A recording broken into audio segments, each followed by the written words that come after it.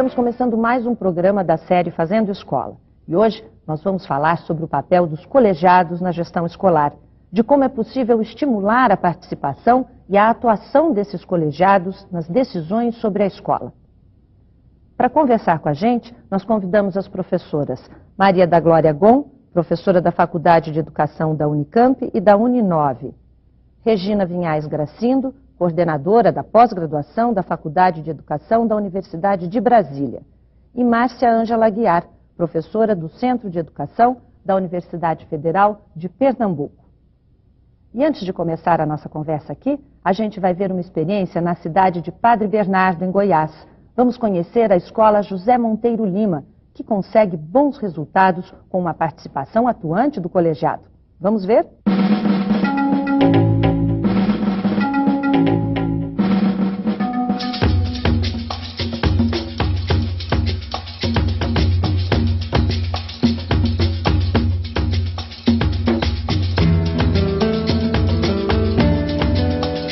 No coração bernardense, domínio da primavera, se sustenta Padre Bernardo com a pequena Anhanguera.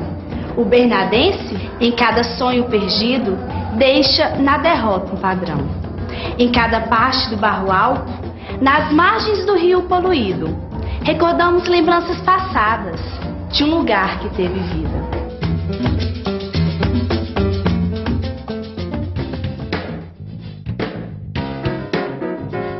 É missão da escola garantir serviços educacionais de qualidade, garantindo a permanência e o acesso dos alunos à escola, formando cidadãos críticos e conscientes, preparados para os desafios do mundo moderno. A gestão democrática, ela prevê que não apenas o diretor seja a pessoa que decide as questões da escola, mas que todos os envolvidos precisam participar nessas decisões. Decisões de quê? De todos os cunhos. Decisões administrativas, decisões pedagógicas, decisões éticas que a escola precisa estabelecer. E, nesse sentido, a participação é condição para essa gestão democrática. Levou como homenagem seu nome à nossa cidade. Padre Bernardo, afinal, pôs a natureza no arquivo.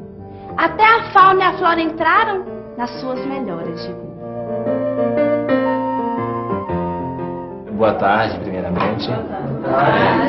Nós estamos aqui mais uma vez reunidos para tratar de assuntos não do nosso interesse, mas de interesse dos alunos. Como vocês sabem, o número de alunos carentes da nossa escola é muito grande. E tem o projeto da Gincana Viva, que, caso vocês aprovem, acontecerá de primeira a quarta série. É uma gincana visando o lado social da nossa escola.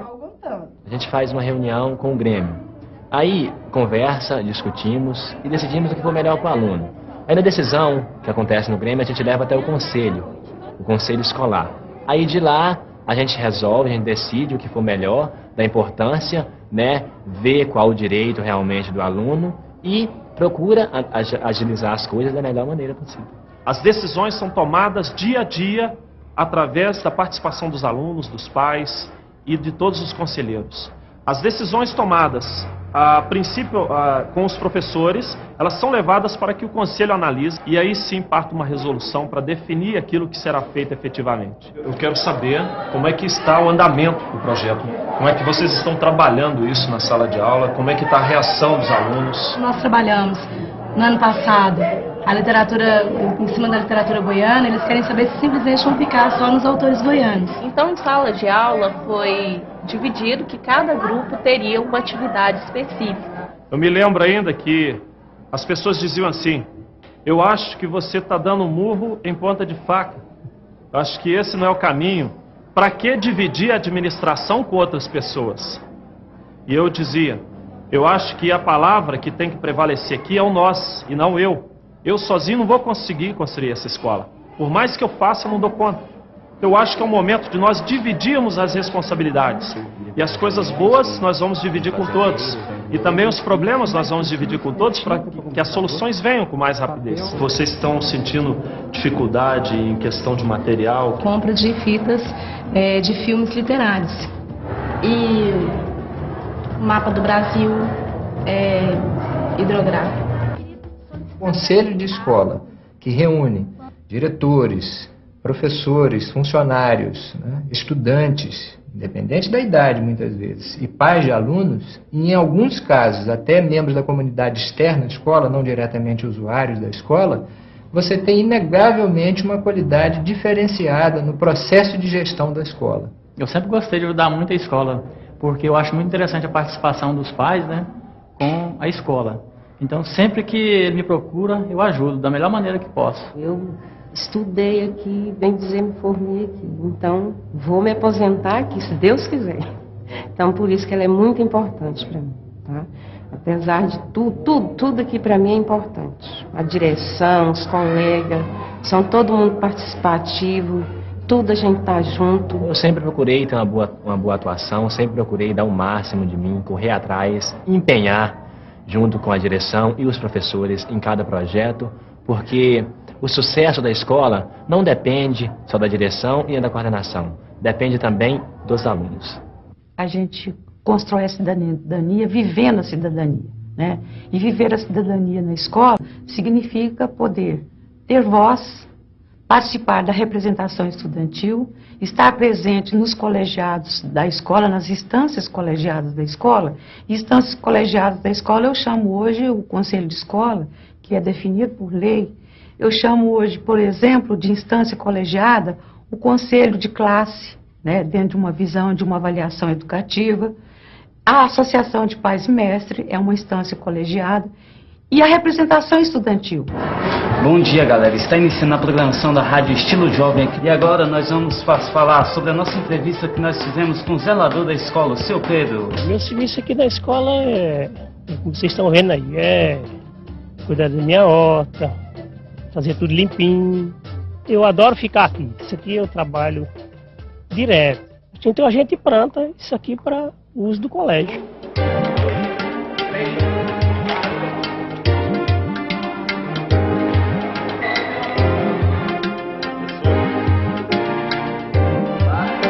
A escola é toda feita de projetos. Você trabalha em cima de projeto do meio ambiente, né? Viagem literária, ciranda da matemática. Então, tudo isso é trabalhado com os alunos, envolvendo a sociedade. Isso ainda é mais pesado e se torna-se uma coisa interessante você trabalhar, porque você trabalha não só com os alunos, você trabalha com a comunidade toda.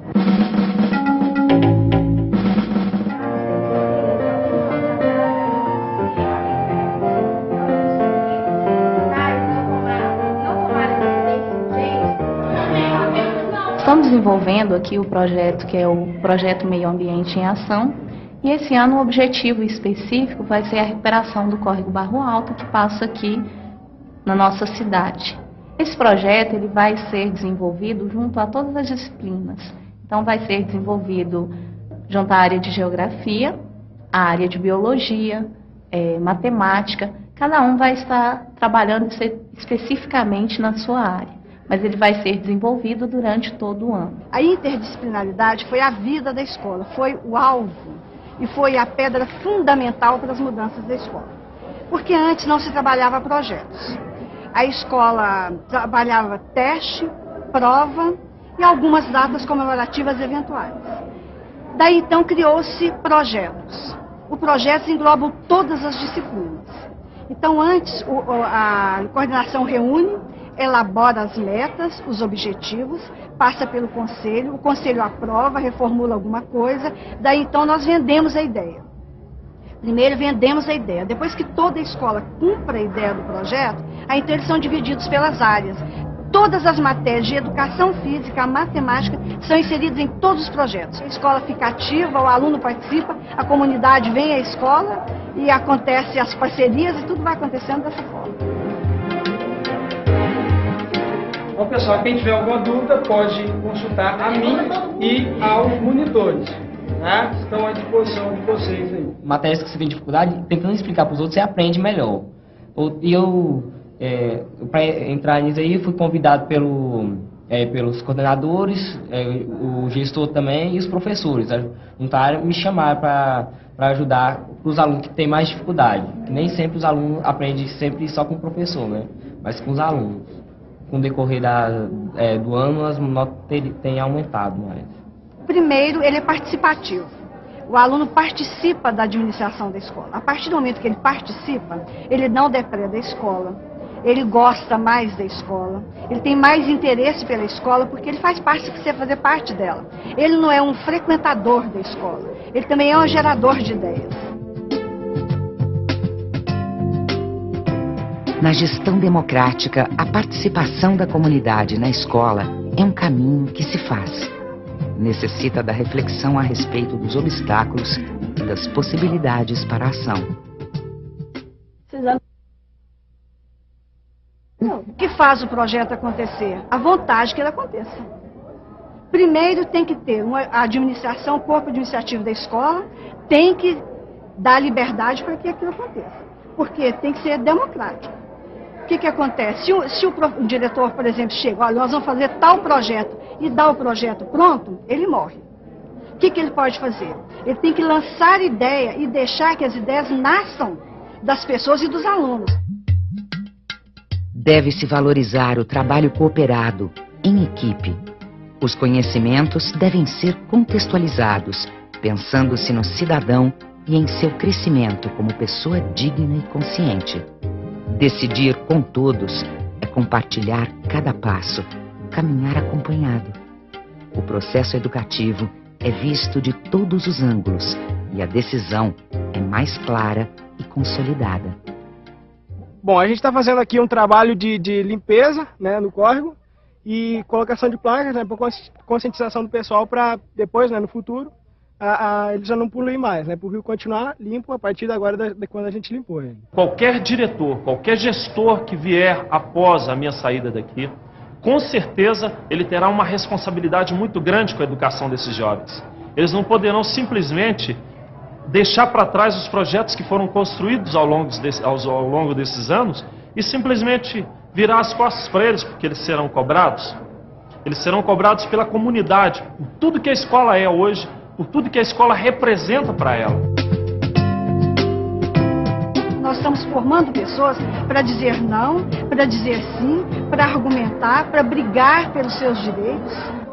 Eles estão cobrando de nós o que nós plantamos há 5 anos atrás.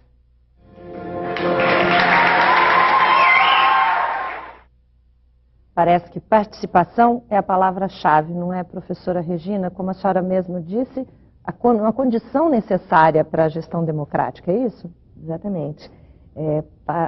Parece até uma palavra mágica, né?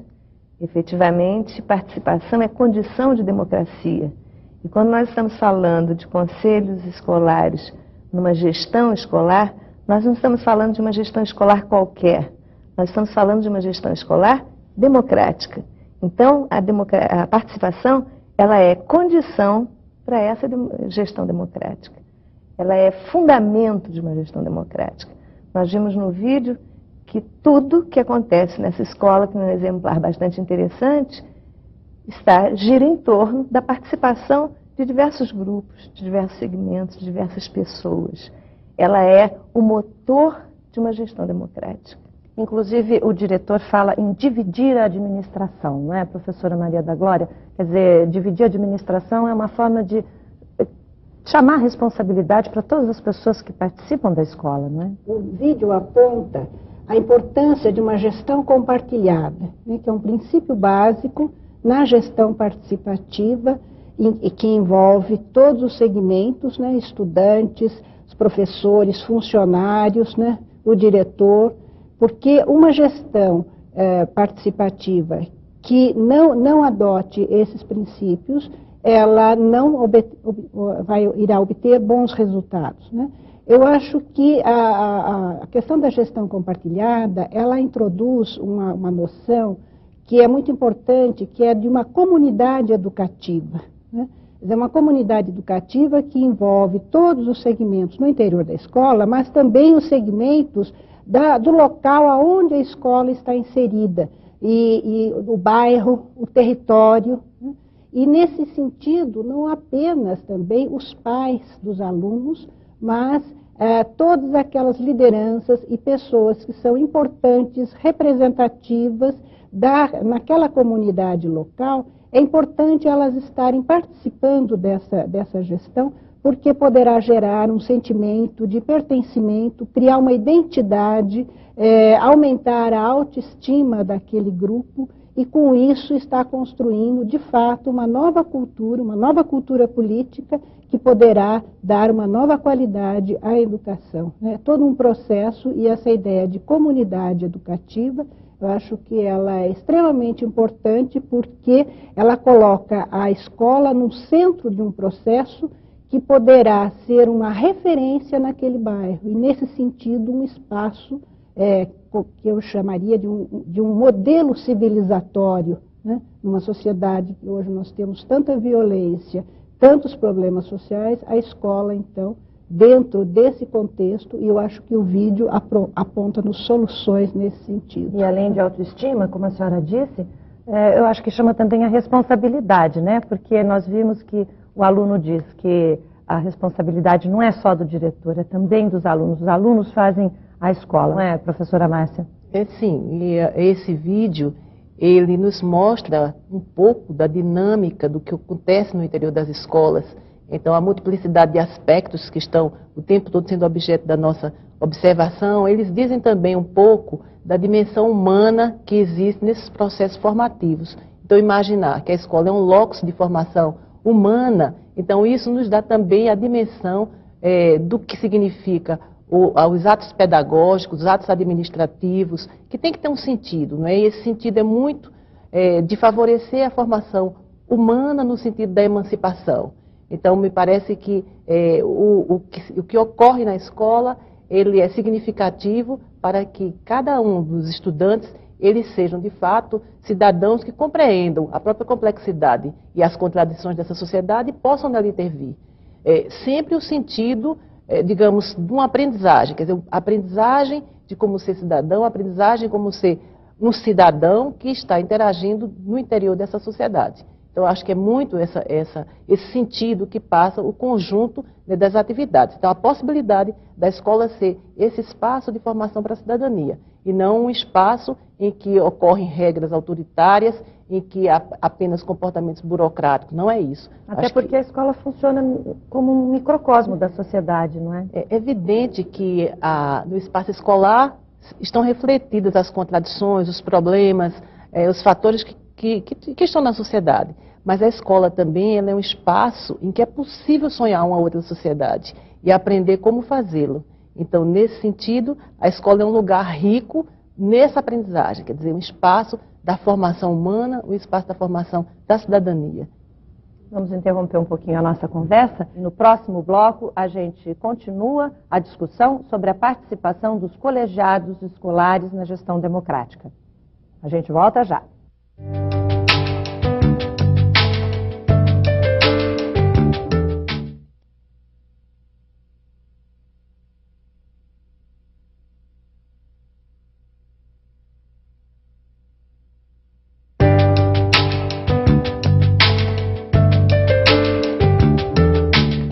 Estamos de volta com o Fazendo Escola. Neste segundo bloco, eu gostaria de falar um pouquinho sobre a função do colegiado. Professora Regina, qual é a verdadeira função do colegiado na gestão escolar? Para a gente poder compreender a dinâmica, o funcionamento de um conselho escolar, eu acho que é fundamental que a gente perceba que a escola é um espaço de exercício democrático. Na democratização da educação como um todo, a escola, é um espaço de exercício dessa democracia, através da participação. Então, nesse sentido, você tem um grupo escolar composto de diversos segmentos que ali atuam e que têm importância de igual maneira e que essas pessoas precisam ser ouvidas e não somente ouvidas, mas precisam participar das deliberações que aquela própria escola tem. Então, nesse sentido, o conselho escolar ele passa a ser uma representação de todos os segmentos da escola e não somente disso, mas também da sociedade local que está presente na escola, ajudando na tomada de decisões. Então, nesse sentido, o conselho escolar passa a ser um órgão viabilizador dessa democratização interna. O diretor da escola, no vídeo que acabamos de ver, coloca uma questão que eu acho fundamental. Diz ele assim: quando eu sair da escola, certamente essas coisas ficarão. Por que ficarão? Porque o conselho escolar está sendo capaz, não só o Conselho, mas também os outros colegiados, de garantir essa identidade da escola a partir dos segmentos que o compõem. E, nesse sentido, o Conselho Escolar ele tem um papel de organizador dos anseios da sociedade. Ele organiza esses anseios e ajuda a escola a encaminhar a responsabilidade do cumprimento desse papel social que ela tem. A escola ela é uma prática social. Sendo uma prática social, quem faz essa prática são esses segmentos que compõem a escola e a sociedade local. Então, falar em quais são as funções do Conselho remete a uma prática democrática e é o próprio Conselho, e aí a democracia tem que estar presente, é o próprio Conselho quem estabelece o que ele deve fazer, que tipo de ações ele deve ter. Certamente algumas a gente imagina que são comuns na história dos conselhos já existentes. Uma delas é ser um órgão colegiado que delibera, junto com a direção da escola, os rumos pedagógicos, administrativos e financeiros daquela instituição. Ou seja, onde a escola vai investir o dinheiro, onde o dinheiro vai ser gasto, o currículo. Exatamente. Todos os aspectos. O Conselho Escolar não pode ser, como alguns poucos exemplos, ainda bem que raros exemplos, ser aquele homologador da atividade da direção da escola. Então, o diretor decide e o Conselho homologa. Ele não deve ter esse papel. Ele deve, sim, trazer, junto com a direção da escola, os caminhos mais adequados para a área pedagógica, a área financeira e a área administrativa. Ele deve dizer, pela sensibilidade que ele tem dos membros que o compõem, quais são os locais adequados, por exemplo, para a aplicação dos recursos que a escola tem. Ele tem mais essa sensibilidade. O diretor, novamente, me chama a atenção muito, o vídeo que acabamos de ver, quando o diretor diz assim, eu sozinho não saberia escolher os melhores caminhos. Essa humildade individual do diretor propicia que esse conselho efetivamente tenha na mesa a possibilidade de deliberar junto com o diretor os caminhos, inclusive pedagógicos da escola. É o que ele chama de dividir a administração, não é? Agora, a relação com a sociedade, professora Maria da Glória, não basta chamar a sociedade para participar do colegiado, né? Esse colegiado tem que atuar na comunidade onde a escola está inserida, não é?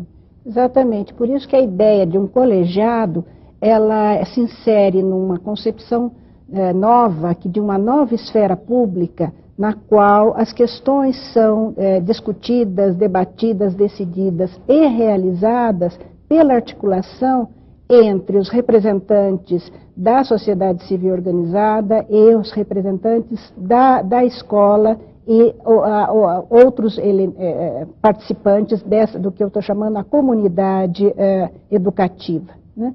A ideia de colegiado, ela avança até em relação ao conselho de escola, porque o conselho acaba colocando muito uma perspectiva intramuros, né? E a ideia de colegiado, acho que ela rompe os muros dessa escola para inserir essa escola no seu tempo, na sua história. Ela está localizada territorialmente num bairro, todos os bairros têm seus problemas, têm sua história, portanto é extremamente importante que aquele colegiado tenha a representação dessa comunidade organizada, que se conheça a história desse local e os recursos e possibilidades que essa comunidade local tem justamente para o empoderamento dessa escola, para a melhoria da qualidade dessa escola. Então, a integração, uma escola ativa, participativa, fundada numa cultura cidadã,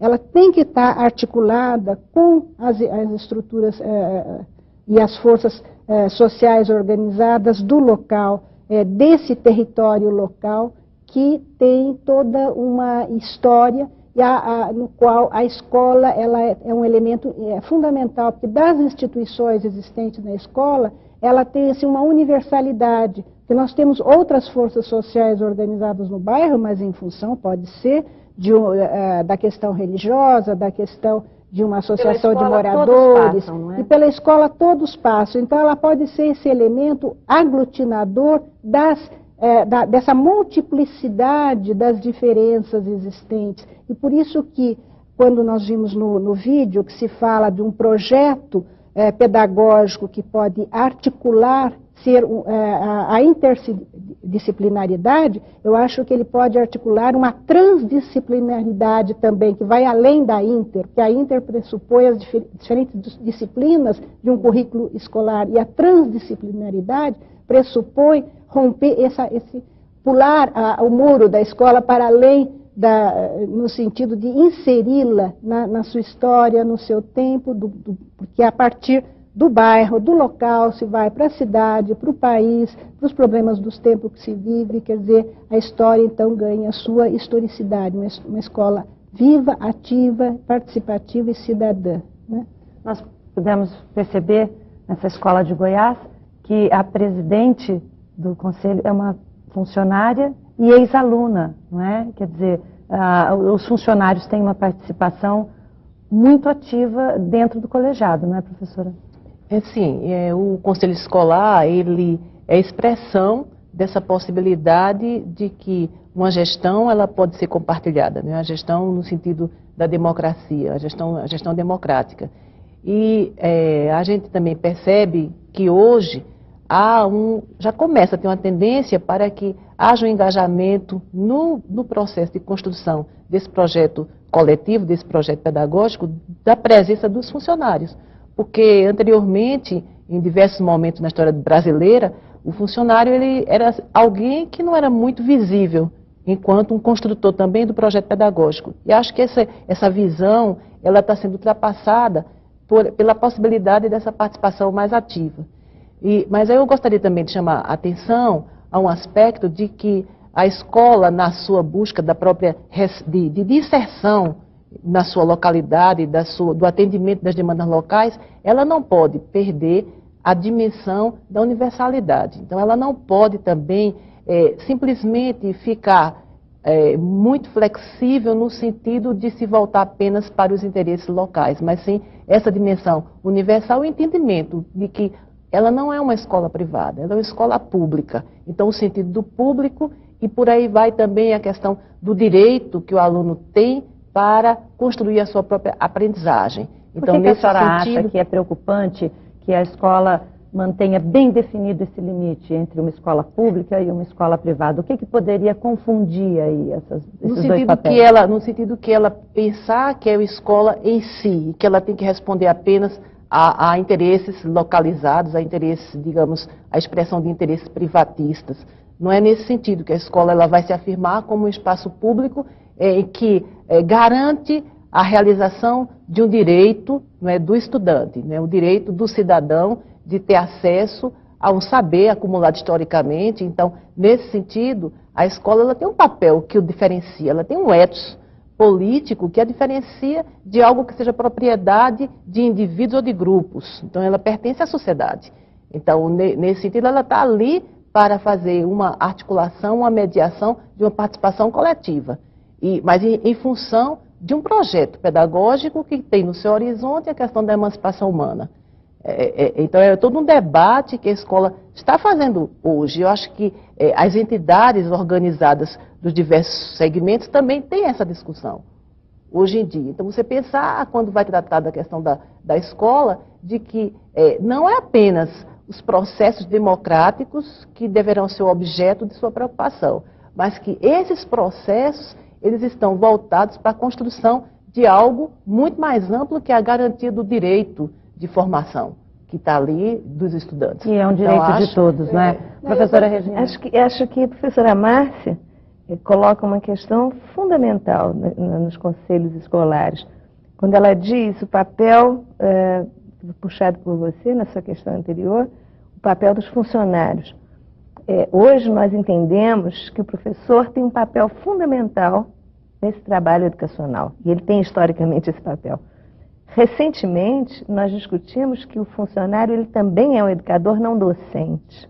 Se nós entendermos que o conselho escolar é formado por educadores não docentes, pessoas que efetivamente atuam em prol da educação, de um projeto político-pedagógico, que estão muito presentes na vida do estudante. Todo estudante tem na memória a lembrança de um zelador, Da tia da cantina, Certamente. todos nós temos isso, não é? E eles têm um papel educativo fundamental. Nós aprendemos, infelizmente, no mundo capitalista ocidental, que devemos ter o trabalho fragmentado. A escola acaba refletindo essa fragmentação do trabalho. A educação ela não é fragmentada. A educação ela é um todo, com algumas partes que a compõem. Quando você tem noção, num projeto político-pedagógico construído coletivamente, onde o conselho escolar alavanca essas discussões, você começa a perceber o seguinte: essas partes do todo começam a se organizar. Você começa a perceber que a ação do funcionário, da merendeira, do porteiro, a ação dos pais, a ação dos próprios alunos e a ação dos docentes da direção, elas fazem parte de um todo, que foi fragmentado historicamente, mas precisa ser recuperado. Talvez o conselho escolar venha a ser exatamente esse instrumento de organização desse trabalho coletivo, que é um trabalho coletivo importante para o entendimento da educação como um todo. E nesse sentido, eu acho que você, ao resgatar a unidade do trabalho docente, resgatando a unidade do trabalho educativo, você chega ao que é o objetivo nosso, que é a qualidade da educação. Por isso que o colegiado é um instrumento, né, como a senhora disse, necessário para a democracia, professora Maria da Glória. Eu gostaria de acrescentar que nessa articulação com a comunidade, e daí eu estou falando tanto de escolas públicas como privadas, não se trata de se integrar aos interesses de qualquer grupo que seja, trata-se de integrar com a cultura local. E a cultura, a gente sabe, é uma grande força mobilizadora, articuladora de energias, de transformação social. Quer dizer, é trazer para a escola as energias que estão muitas vezes amortecidas em uma comunidade, ao resgatar a sua história, ao recuperar a cultura daquela comunidade, daquele bairro, e isso ser o ponto de partida para o próprio processo de inserção desta comunidade em comunidades mais amplas. Quer dizer, como se a gente fosse num círculo, ir avançando para entender justamente essa globalidade que nós vivemos hoje, essa totalidade. Márcia diz, não ficar no local, ter a preocupação com o universal. Quer dizer, ela é apenas o ponto de partida, né? Mas um ponto de partida não de interesses desses ou daqueles grupos. Quer dizer, quando a gente se fala de forças organizadas da comunidade, cada um tem seus objetivos, mas cada um tem uma história e por detrás dessa história uma determinada cultura participativa. E essa cultura, ela que pode ser um elemento para aquilo que no primeiro bloco eu mencionava, de uma nova cultura política na direção de um projeto emancipatório que coloca o ser humano no centro desse processo, que resgata valores hoje bastante esquecidos como civilidade, porque eu acho que é a partir dessas concepções é que poderemos estar revitalizando a escola e redescobrindo valores que são negados, desconhecidos, como da solidariedade, e que isso mostrou muito bem o vídeo, a importância quando se geram processos que há solidariedade e a mobilização das vontades, porque se não houver uma motivação em termos dessas vontades, houver apenas obstáculos, forem conselhos apenas para referendar decisões já tomadas, os representantes dos trabalhadores de educação que lá estiverem forem apenas representantes de uma direção que quer ter seus projetos aprovados. Quer dizer, isso não avança nada, isso apenas reproduz práticas clientelísticas do passado. Por isso que eu sempre digo, a participação, nós temos que qualificar o sentido e o significado dessa participação. O sentido enquanto direção e o significado enquanto formas que levem à emancipação, porque esse significado pode também ter formas que reproduzem uma realidade que não avança na direção de projetos emancipatórios. Nós vamos interromper Mais um minutinho a nossa conversa e no próximo bloco nós vamos estar discutindo os vários tipos de colegiado que uma escola pode ter. Voltamos já.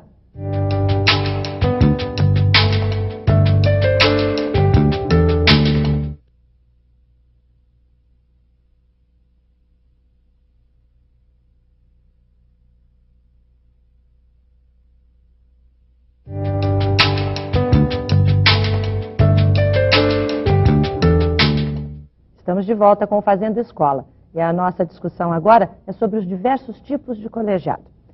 Professora Regina, nós vimos que na Escola de Goiás há um grêmio de estudantes, uma associação de pais e mestres, tudo isso são colegiados, né? Eu gostaria que a senhora explicasse, então, qual a diferença, o que é um colegiado, o que é um conselho escolar. Como eu disse anteriormente, quer dizer, nós passamos, a sociedade brasileira passou por um período de regime de exceção, né? Durante muitos anos. E ela começou a assumir uma postura democrática em todas as áreas do social, né? Chega à escola essa ideia, chega à escola a ideia da democratização da educação, que passa, em tese, por duas vertentes. A democratização através do acesso e a democratização através da prática. Pronto, chegamos onde a gente quer. A prática democrática interna na escola. Como é que você viabiliza a prática democrática? Você viabiliza através, não individualmente, porque aí não é uma prática democrática, não é participação. Você precisa envolver todos os segmentos da sociedade escolar e da sociedade local. Então, como se faz isso? Você faz colegiados que vão surgindo à medida das necessidades. Você tem, por exemplo, um grupo de alunos entende que tem questões específicas da sua alçada, precisa ter um colegiado em que eles possam discutir e deliberar sobre essas suas questões. Então surge o Grêmio Estudantil, que é altamente benéfico na organização dessa prática pedagógica e nessa prática democrática na escola. Você pode ter um colegiado, por exemplo, de pais, uma associação de pais, que vem discutir na escola, sob a ótica dele, as questões escolares e as questões da comunidade. É um outro tipo de colegiado. Você pode ter N colegiados na escola. Um deles, e talvez esse seja o de maior focalização no momento, chama-se Conselho Escolar. Esse é, ao meu ver, o principal órgão colegiado da escola.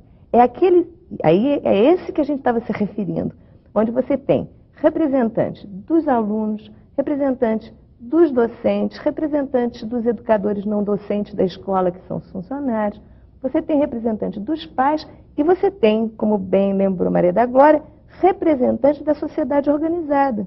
Também que se assentam nesse conselho para o quê? Discutir as questões escolares, deliberar em questões de políticas daquela própria escola, questões éticas, questões financeiras. É um órgão fundamental na administração dessa escola. Professora, a senhora, quando colocou sobre colegiado e conselho, é o conselho que vai trabalhar em cima de projetos? É esse colegiado que vai trabalhar em cima de projetos? E como é que é trabalhar com projetos? Primeiramente, eu acho que é bom lembrar que a questão dos colegiados, ela é histórica. Quer dizer, nós tivemos diferentes tipos de colegiados na história, não só na área da educação, mas em várias outras áreas. E no caso da educação, já no final do século XIX, por exemplo, ocorreram estruturas colegiadas no estado de Minas Gerais. Em 1927 tinha as caixas escolares, porque daí vão aparecer diferentes nomes segundo diferentes questões que a sociedade demandava.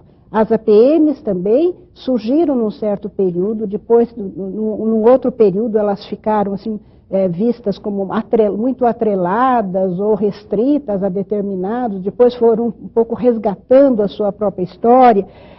O conselho de escola, surge também esse termo num determinado período histórico, e atualmente, inclusive, essa denominação, dependendo do estado brasileiro, no estado de Minas Gerais, por exemplo, o que nós chamamos no estado de São Paulo, conselho de escola, lá eles chamam colegiado escolar, essa é a estrutura. Então, esses nomes, a questão do nome, eu acho que ela tem, além de ser histórica, ela também tem as suas peculiaridades segundo as diferenças regionais. O importante é esse instrumento e essa estrutura, né, que hoje não se aceita mais uma escola autoritária e hierárquica e que a escola, para ser efetivamente democrática, participativa e para formar cidadãos na atualidade, os colegiados escolares, em suas diferentes formas, aglutinando então estudantes, os professores, funcionários, alunos e a comunidade, a sociedade civil organizada, são a forma por excelência. Agora, a senhora diria que a função primordial desse colegiado, né, é a promoção do aprendizado, do saber? Eu acho que tem duas dimensões. Uma questão é quando a gente fala do aprendizado, do saber, enquanto as estruturas curriculares obrigatórias, fundamentais, e que, sem dúvida nenhuma, uma escola participativa,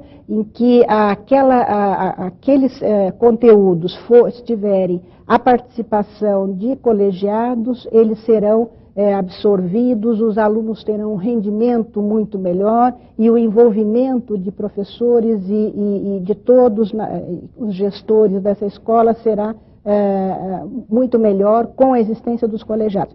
Agora, uma outra dimensão que nós não mencionamos ainda, que é a própria processo de aprendizagem, que a participação nessas estruturas colegiadas, ela produz, ela gera, que é uma educação não formal.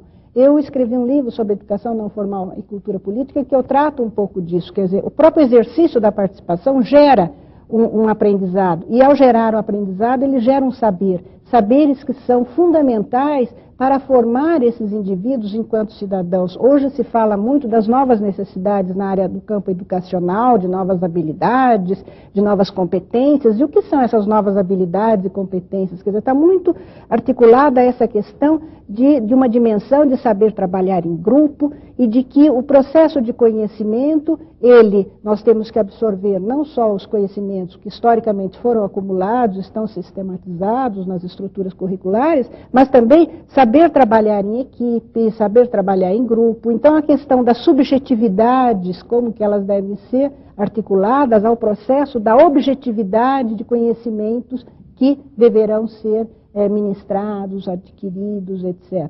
Então, acho que nós não podemos esquecer também, quando nós falamos de um processo de aprendizagem, não só a aprendizagem dos conteúdos, mas essa aprendizagem que se dá pelo próprio exercício do ato da participação. Aprendizado da cidadania, não é, professora Márcia? Sim, acho que é uma visão de totalidade.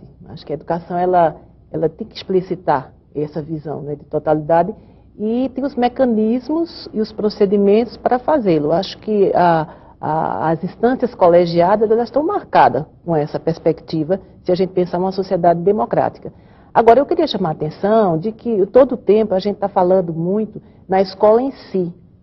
E aí a gente não pode deixar a outra dimensão de que a escola ela está ligada a um sistema de ensino. Então, ela está fazendo parte de um sistema educacional. Então, a escola pública ela faz parte desse sistema educacional. E a gente, quando começa a perceber a questão do colegiado e a sua expressão enquanto conselho escolar, há de admitir que ele é um elemento importante, talvez o próprio sustentáculo do projeto político-pedagógico. Então, uma das atribuições desse colegiado, desse conselho escolar, é da formulação e do acompanhamento, da própria implementação do projeto político-pedagógico. Essa que é a função fundamental. Porque se não pensar de que esse conselho escolar ou esse colegiado, ele está diretamente relacionado a essa questão maior, que é a da construção do projeto político-pedagógico, ele vai se perder somente em tarefas operacionais, no sentido de administrar um recurso, mas ele tem que estar o tempo todo com a visão de que ele é um facilitador para que esse projeto político-pedagógico ele se concretize e se realize nas diversas ações. E que tem como foco a aprendizagem. Exatamente, que tem, então, o que resulta disso aí,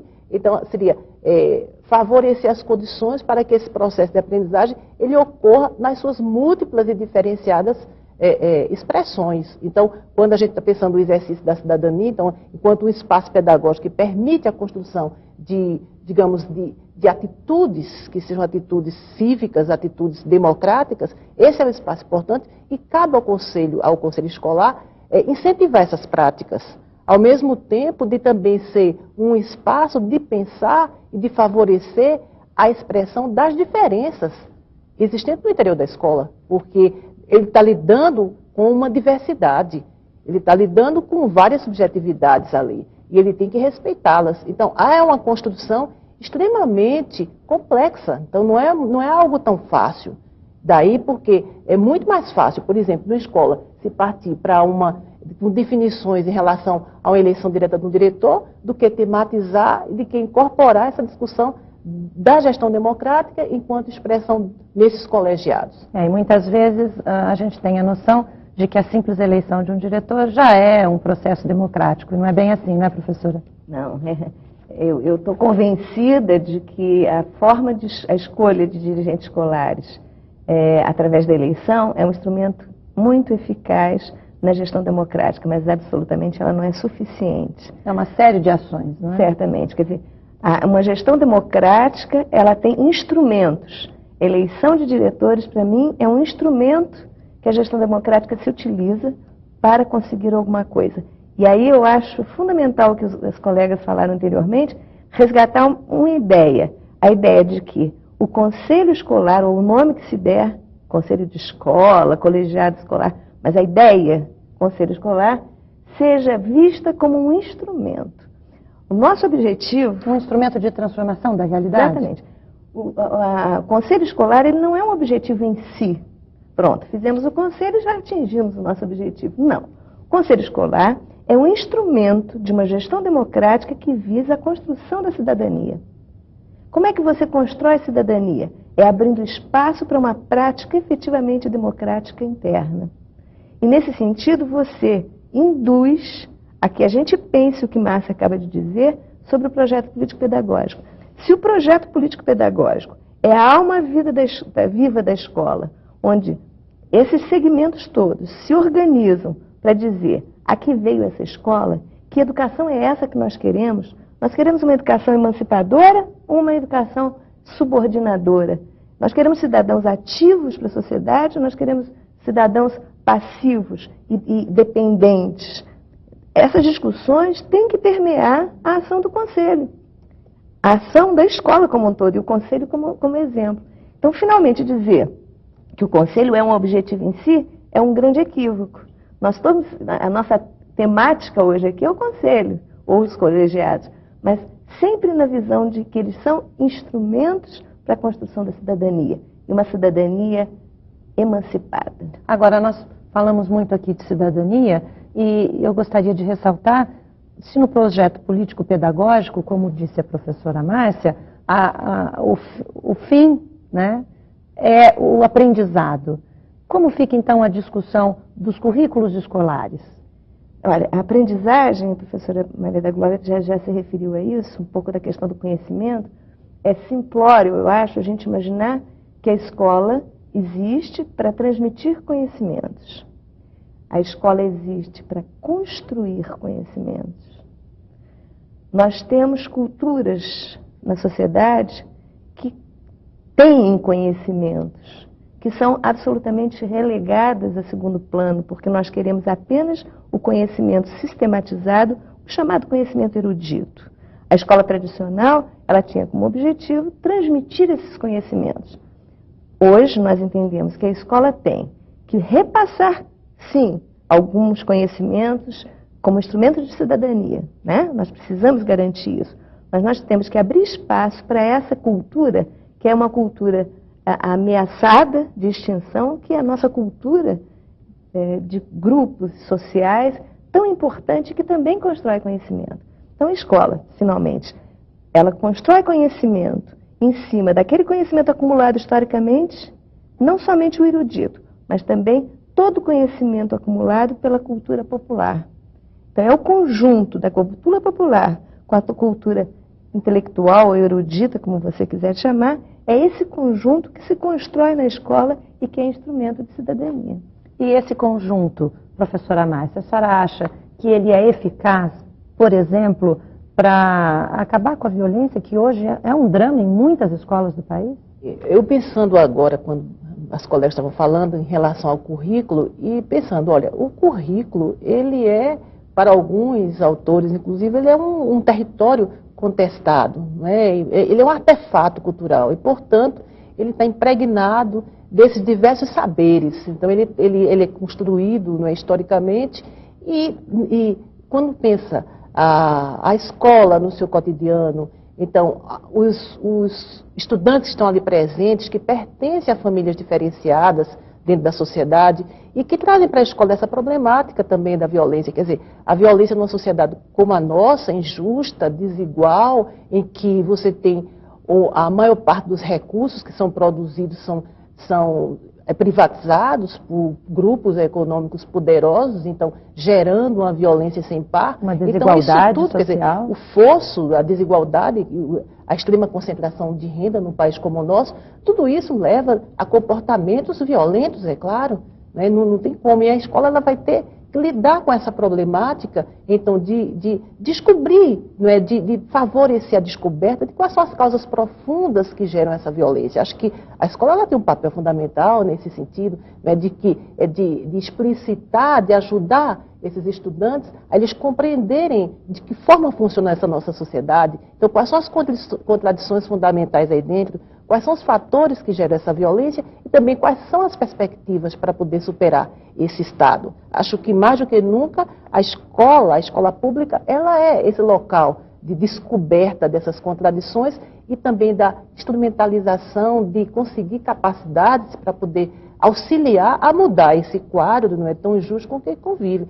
Então, a escola ela tem um papel político extraordinário. Então, a escola ela deve ser um espaço em que supera a pedagogia do silêncio. Eu gosto muito de uma frase de Paulo Freire, né, da concepção de Paulo Freire, nesse sentido, de romper com a pedagogia do silêncio, então dar a voz a todos. E o exercício nos colegiados, no conselho escolar, é esse de possibilitar de que nenhuma dessas vozes ela possa autoritariamente fazer valer a sua vontade, mas sim dividir, compartilhar, então buscar em relação a objetivos que são definidos não só localmente, não só naquela situação de escola, mas objetivos que ultrapassam a própria escola e que estão no sentido dessa construção histórica que é dessa educação de qualidade. Quer dizer, educação de qualidade não uma qualidade total, não uma qualidade operacional, mas sim uma qualidade que ao mesmo tempo a possibilidade do acesso, da permanência e de galgar uma outra forma de ver o mundo e a sociedade e lutar pela sua transformação. Então, eu acho que isso tudo, e veja, isso é uma responsabilidade imensa para todos aqueles que estão fazendo a escola. E o tempo todo, todos os componentes que estão participando do conselho escolar ou desses colegiados, eles também estão tendo uma aprendizagem de cidadania aí dentro, não é? Porque nenhum deles tem tudo isso acabado. Isso como disse o professor da escola, é uma divisão, não só da administração, mas também do aprendizado, não é? E do aprendizado. Ao mesmo tempo está se dando tudo isso. Agora, mais uma vez eu chamo a atenção, não pode perder em absoluto a visão desse papel principal da escola, que é de favorecer essa aprendizagem nessa totalidade.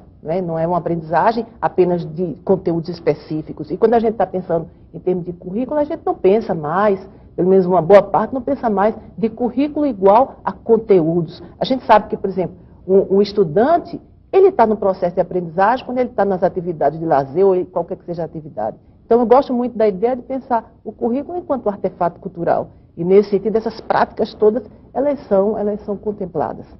Professora Márcia, infelizmente o nosso tempo terminou. Eu agradeço muito a presença da senhora aqui no programa. Professora Maria da Glória, muito obrigada pela sua participação. Professora Regina, obrigada por estar aqui com a gente no Fazendo Escola. E no próximo Fazendo Escola, a gente vai discutir o jovem no ensino médio, a participação do aluno nas decisões da escola. Até lá!